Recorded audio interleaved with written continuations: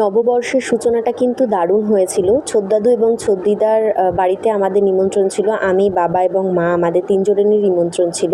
আর সেদিনের সব রান্নাই কিন্তু ছোদ্দিদা এবং তার হেল্পিং হ্যান্ড পুতুল পিসি দুজন মিলে করেছিল। আর আমার ছোদ্দিদা কিন্তু একটু অন্য প্রদেশের রান্নাও করতে পারে, মানে একটু মহারাষ্ট্রিয়ান ডিশ কারি করতে পারে।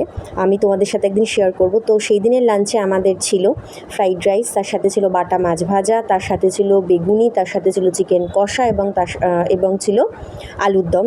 যেই সবকটা ডিশ আমার ছোটদিদা এত বয়স হওয়া সত্ত্বেও, এত গরম হওয়া সত্ত্বেও নিজের হাতে করে বানিয়েছিল ওই পুতুল পিসির সাহায্য নিয়ে। প্রত্যেকটা ডিশ খুব ভালো ছিল।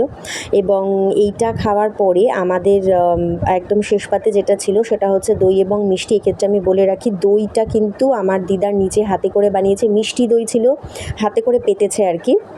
আমি চেষ্টা করব তোমাদের সাথে সবটা শেয়ার করবার একদিন অন্য আরেকদিন, কারণ আজকে